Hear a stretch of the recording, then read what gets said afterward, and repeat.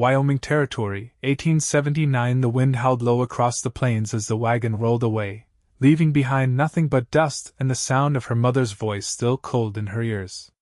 "You're no use to us, Tessa. You cannot give a man children." Tessa Thorne stood barefoot in the dirt outside a stranger's barn, her hands trembling around the threadbare shawl clutched to her chest. She was 23. And she had just been sold like livestock for 6 sacks of grain and a meal. The man who had bought her had not even come out to meet her. She stared at the long wooden house set back behind the barn, smoke curling from the chimney. She could hear voices, young ones. Laughter. Then a shout. "Zeke! Put that down before!" A crash. Tessa turned toward the sound just as the front door banged open and a little boy, no older than 7, came barreling down the steps with a stick in one hand and a pan dangling from the other. Behind him, a tall man stepped out, his voice calm but firm. "Zeke, I told you." The man stopped when he saw her. He was broad-shouldered, with a jaw rough from days without shaving, and sun-darkened skin that spoke of long hours in the saddle. His eyes, though, were not hard. Just tired. Careful. He looked at her like he was trying to make sense of something that already felt wrong. "You the girl Samuel Thorne dropped off?" he asked, stepping off the porch slow. Tessa nodded. She could not find her voice. He sighed and rubbed the back of his neck before crouching to pick up the pan Zeke had dropped. His voice dropped to a murmur. "Should have known he'd do something like this. I did not ask to come here," she said, her voice small but clear. "I believe you," he said. "Name's Paxton Price. Folks call me Pax." He paused, watching her face. "I have 4 young ones," he added. 3 boys, 1 girl. Ages 5 to 11. Their mother died 2 winters ago." He nodded toward the house. "You hungry?" "Yes," Tessa whispered. "But I will work. I do not expect, I did not buy you." He cut in, quiet but firm. "I traded for feed. He said you needed a place to go. I did not know he meant this." Tessa blinked quickly. She had not cried in days, but something about the way he said it, like he saw her, not the shame she carried, made her chest tighten. He stepped aside. "Come in. We can talk after you eat." Inside, the house was small but warm. A girl with dark braids and serious eyes carried a kettle to the table. "Papa, I boiled the beans. Zora helped cut the bread." Zora, the youngest, peeked out from behind her sister's skirt, eyes wide at the sight of Tessa. "This is Miss Tessa," Paxton said. "She'll be staying with us a while." The children stared in silence. Then the oldest boy, a tall, wiry 11-year-old, nodded once. "I'm Zeb. That's Zeke, Zora, and Zadie," he said, pointing to each. Tessa met every gaze, her hands folded to keep from shaking. "It's nice to meet you," she said. They ate in quiet, save for Zeke dropping his spoon twice and Zora asking if Tessa knew how to sew doll clothes. After dinner, Tessa helped clear the plates. When the children had gone to bed, she stepped outside to find Paxton smoking by the fence, arms folded. "I will sleep in the barn," she said. "You do not have to. I would feel better if I did." He looked at her for a long moment, then nodded. "There's hay, and a blanket or 2. Do not let Zeke's cat in. She steals warmth." Tessa almost smiled. "Thank you." She turned to go, then paused. "I am sorry about your wife." He nodded once. "She was kind. And strong." Tessa wrapped the shawl tighter. "My parents never wanted me after they found out I could not have children. They said I was broken." Paxton was quiet. "You're not broken," he said eventually. "Some people are just cruel." She looked at him, eyes searching his face. "I will earn my keep," she said. "You already have," he said. "You stayed." He tipped his hat and walked back in. That night in the barn, Tessa curled up in the hay, heart pounding but warm for the first time in weeks. She had not been rescued out of love. Not yet. But she had not been left behind either. And that was more than she had hoped for. By the next morning, she was up before dawn, kneading bread beside Zadie while Pax saddled the horses. The days rolled on, each a little easier than the last. Tessa mended torn shirts, helped Zora with her letters, and stood steady when Zeke came home with a bloody knee and too much pride to cry. She never asked for more than what she was given. But slowly, the house began to change. Zadie started brushing Tessa's hair at night. Zeb asked her to read to them before bed. Even Paxton steady Paxton began to linger longer in the kitchen, his gaze soft when it rested on her. One evening, as the sun dropped low behind the hills, he found her in the garden, pulling weeds. "You do not have to work all day," he said. "I like being useful," she replied. He watched her for a moment. "You are not here because you are useful." She looked up, startled. "You are here because I want you to be," he added. Tessa sat back on her heels, dirt smudged on her cheek. "I was told I would never be wanted." "I do," he said simply. The silence between them stretched, warm and full of something new. "I am not afraid of not having more children," he said after a moment. "I already have 4. What I want now is someone who stays. Someone who cares." She stared at him, her breath caught. "I care," she whispered. His hand reached down, calloused and steady. She took it. From the porch, the children's laughter floated through the evening air, and as Paxton helped her to her feet, the truth slipped into her chest like dawn through a dark window. She was not broken. She was home. The late summer sun stretched long across the fields, laying gold over the rye Paxton had planted back in April. Tessa stood at the edge of the rows, apron damp from rinsing vegetables, her palms stained with beetroot. She watched as Zeb helped his younger brother lift a bucket into the trough, both boys soaked to the knees, laughing like it was a game instead of work. Paxton came up the path from the south pasture, his shirt clinging to his back, hat low against the glare. He paused when he saw her, and his gaze held for a breath too long before he shifted it away and moved toward the well. Zora ran to Tessa, pebble in hand. "I found one shaped like a heart," she said, holding it up with both hands.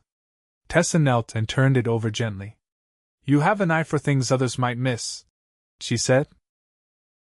Zora leaned in closer. "Do you?" Tessa looked toward the well, where Paxton stood drawing water. He didn't glance back, but she saw the way his shoulders eased when he heard the children laughing. "I think I'm learning how," she said.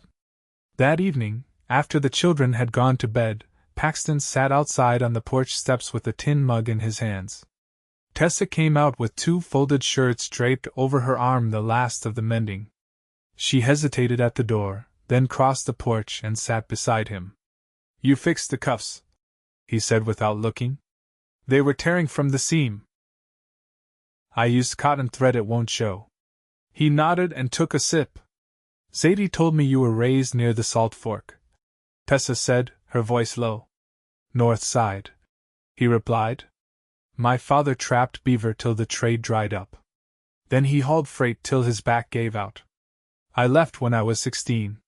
Never went back." She traced a knot in the wood with her fingertip. "I never saw a river till I was 12, she said. "My father didn't like traveling. Said the world outside our town was too full of sin to be worth the distance."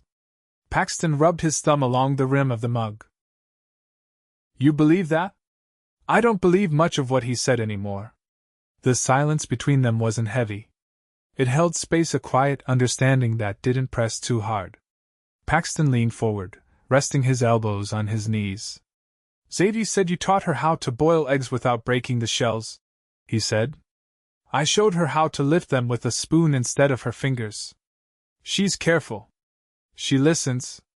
She's been quieter since her mama passed. She's watching, not hiding." He turned to look at her then, something thoughtful in his eyes. "You see people clear, don't you?" "I try to." He nodded once, then stood slowly.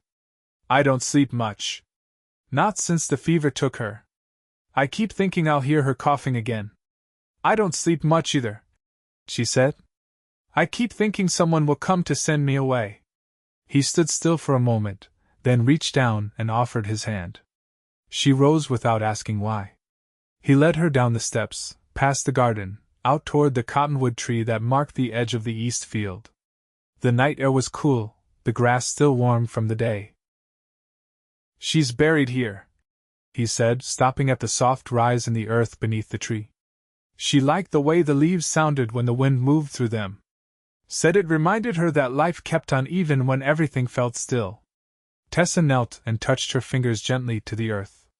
I won't try to take her place. I wouldn't want you to, he said. But I'd be lying if I said I didn't want you beside me. She stood slowly, facing him.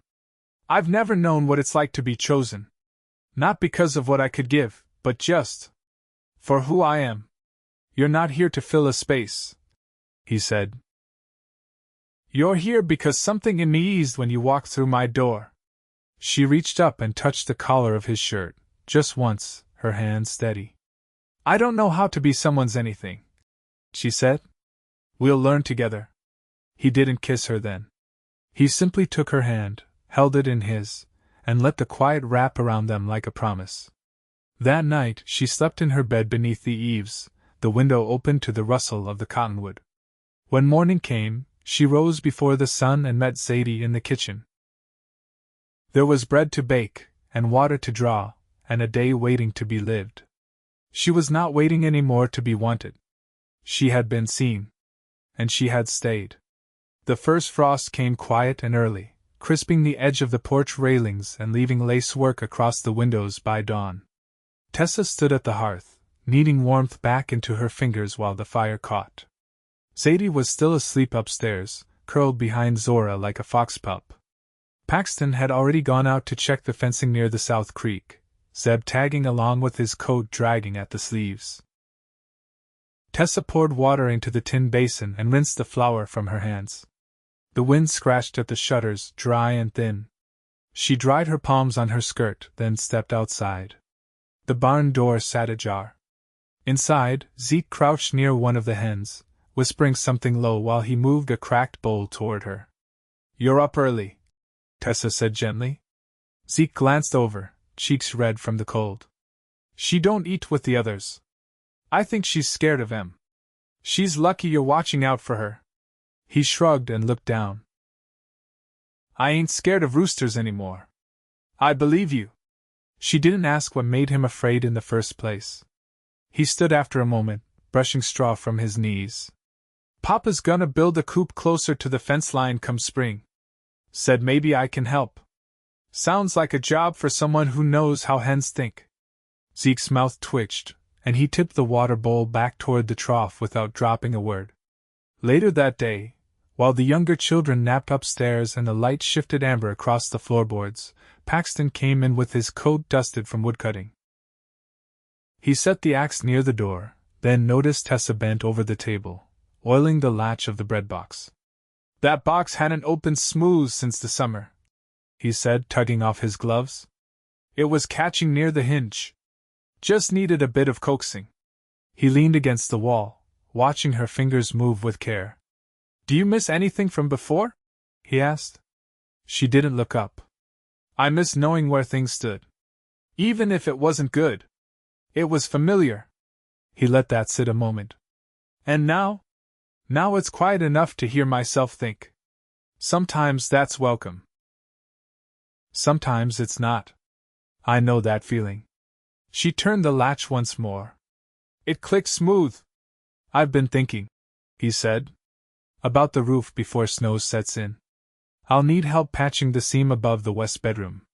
You don't have to, but I'd like to, she said. I've never patched a roof. You'll learn.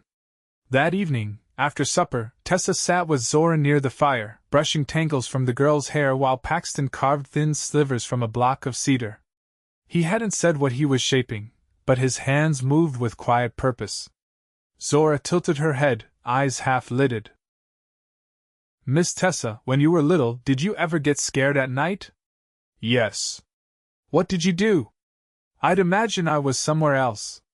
Somewhere the dark didn't reach. Zora scooted closer. Where was that? Tessa thought for a moment. A place with warm bread and quiet voices. Where people didn't shout to be heard. Zora leaned against her side and closed her eyes. When Paxton looked up, he didn't say anything, but he set the carving down half a horse now, its legs just taking shape, and added another log to the fire. He didn't look at her directly, but his voice was low when he spoke. I've been thinking about the spring planting. I'll need someone to help keep the ledgers. I never got the numbers straight by myself. I can do that, Tessa said. I know. He sat back, legs stretched toward the fire, and the silence between them no longer felt like waiting. It felt like the beginning of something neither of them needed to name. When the children drifted off and the fire burned low, Tessa lingered a while longer, watching the light shift across the cedar carving. Her fingers brushed the edge of the table, rough and worn smooth by years of use. She wasn't a ghost in someone else's house anymore. And in the quiet, her place settled around her like a well-stitched seam, nothing showy, just strong where it mattered. The ground held the sharp scent of thawing earth, and the wind carried grit along the fence line, where Paxton and Tessa worked side by side replacing a split cedar rail. He held the beam steady while she drove the wedge in, her braid tucked beneath a scarf to keep the dust from her eyes. When the wood gave with a solid thunk, she stepped back and wiped her forehead with the inside of her wrist. You've got a better arm than Zeb, Paxton said, brushing bark from his coat. I've had practice swinging at things that didn't move.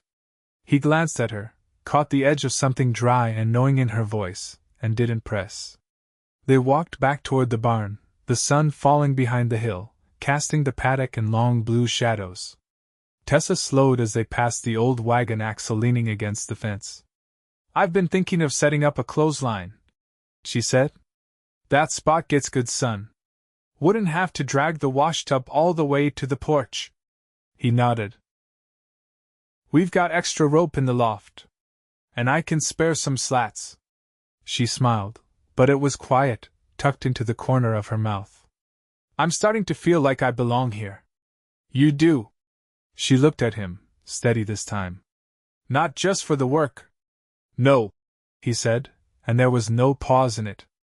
Inside the house, the children were gathered around the table, Zadie flipping through a folded map Paxton had brought back from town. Zeb hovered near the window, keeping an eye on the sky. Storm will hit before midnight, he said. Smells like snow. Zora pressed her face to the glass. Do you think it'll be enough to cover the fence posts? Depends how it eats through the wind, Paxton said. Tessa moved toward the hearth, stirred the stew pot once, then set the lid back. We should bring the hens in. I'll do it, Zeke said, already pulling on his boots. Paxton reached for his coat. I'll go with him. Outside, the wind was rising. Tessa helped Zadie gather the spare quilts and set them by the doors. The girl worked without speaking, but her hands moved with certainty, folding corners sharp and even. He likes you, Zadie said suddenly, not looking up. Who? My father. Tessa tucked a quilt under the stair rail. He's kind. He's different with you. Like he remembers how to talk about things that don't break. Tessa paused, then sat on the lower step. Do you miss her? Every day, Zadie said. But it doesn't feel like forgetting anymore. It feels like making room. Later, after the chickens had been settled and the windows shuttered tight, the children drifted off one by one. Paxton stood by the hearth, watching the flames, his arms crossed. She asked me if I missed her, Tessa said softly from the rocker. He didn't turn. I do. But not like I used to. Tessa rose and crossed to the mantel, placing a small carved box on the shelf. Zadie gave me this. Said her mother used to keep dried flowers in it. He ran a hand through his hair. You're not replacing her. You're something else. I want to be. He looked at her then. I've been thinking about spring. Her breath caught, but she didn't look away. What about it? Planting. Building. Growing beyond what we were. She stepped closer. Are you asking me to stay? I'm asking you to be mine. Tessa reached for his hand, her fingers threading through his. I already am. There was no rush in the kiss that followed. It was slow and certain, like a seed pressed into warm soil full of quiet promise. Outside, the wind flattened the grass and whispered along the eaves, but inside, the house held steady. The thaw came slow that year.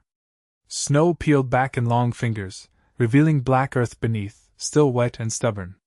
Tessa knelt at the edge of the yard near the smokehouse, coaxing early sprigs of mint from where they'd taken root between stones. Her sleeves were damp, and there was dirt beneath her fingernails, but her shoulders were loose, her breath even. Behind her, Paxton stepped from the woodshed with a coil of rope in one hand and the last of the dried applewood slung over his shoulder. He paused when he saw her, then came to stand beside the low rock wall. "You planning to plant that whole patch?" he asked, nodding toward the rough square she'd marked with stakes. "Enough for summer tea and drying. Zadie wants to try soap making, and mint's good for that too." He crouched down beside her. "You always think 3 steps ahead."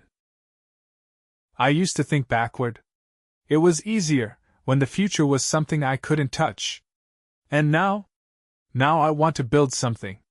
He brushed a thumb along her sleeve, where threads had begun to fray. "You already have." Later that week, Paxton took the wagon into town for feed and iron nails. Tessa stayed behind with the children. Zeb split kindling near the barn, while Zadie helped Zora stitch buttons onto a length of linen that would become her Sunday dress. Tessa sat with them on the porch, mending the heel of a sock with even, patient turns of her needle. She spoke without looking up. "Has he talked to you about the land near the creek?" Zadie nodded. "He said it's good for beans. Said that's where he wants to build the new shed." Tessa paused, then resumed stitching. "We'll need to dig the ground clear before it warms too much." Zadie glanced at her. "You said we." "I did." Zora looked up. "Are you gonna marry Papa?" The question hung in the air for a beat too long. Tessa set down the sock. "Would that feel all right to you?" Zora shrugged. "You already kiss him sometimes when you think we're not looking." Zadie laughed once, soft and surprised. "You're not exactly subtle." That evening, when Paxton returned, the wagon bed was filled with sacks of oats and a small pot of lavender wrapped in burlap. He handed it to Tessa like it wasn't much, though his ears were red from the wind. "I thought it might grow better in the kitchen window," he said. She held it gently, fingers brushing soil. "It will." He traced her jaw with the back of his knuckle, then let his hand fall. "I'm not good with words like you are. But I've been thinking on something." She looked up at him. "Say it plain." "I want to marry you. Not because it's expected or needed, but because there's no part of this life I want to live without you in it." For a long moment she didn't speak. Then she took his hand, placed it over her heart, and said, "Yes." They married on the second Sunday after the ground thawed enough for the preacher to travel. The ceremony was held beneath the cottonwood where Paxton's first wife lay buried, because it felt right to keep all pieces of the past close but honored. Zadie wore a ribbon in her hair. Zeb stood beside Paxton like a man half-grown. Zora picked wildflowers that morning and scattered them across the ground herself. Zeke held the basket and tried not to trip. Tessa wore a dress she'd sewn from store-bought calico, the sleeves just long enough to hide the scar on her wrist from years ago. She didn't cry, though her voice wavered once when she said her vows. Paxton didn't let go of her hand, even after the preacher said they could kiss. They built the new shed by the creek that summer. The mint flourished, and Zadie made soap that smelled like clean mornings. Zeb took over care of the hens. Zora learned to skip stones so well that even Zeke stopped trying to beat her. At night, Paxton and Tessa sat on the porch after the children had gone to bed. Sometimes they talked. Sometimes they didn't. He would rest his hand on her knee, and she would lean her head against his shoulder, and they would watch the stars come out one by one. One afternoon in late August, Tessa found a letter folded into the corner of her old shawl. It was from a woman she'd known years before, someone who had also been cast out. The letter spoke of survival, of small joys, of how she'd found a place in a traveling medicine show that needed a steady hand and an even temper. Tessa read it twice, then folded it again and tucked it into the drawer by the bed. That night she told Paxton about it. He didn't ask her to forget. He didn't ask her to stay silent. He just listened, then said, "You're not the same woman who was left at my gate." She smiled. "No. I'm not." In the fall, they harvested more squash than they'd expected. Paxton taught Zadie to use a drawknife. Tessa hung herbs from the rafters to dry, and the smell of thyme and lavender mingled with smoke and bread. Their days were full. Their nights were quiet. And what they built was not perfect, but it was theirs. They grew older. The children grew tall. And through it all, they stayed side by side, hand in hand, never once turning away. Their love was not loud, but strong. And it never left.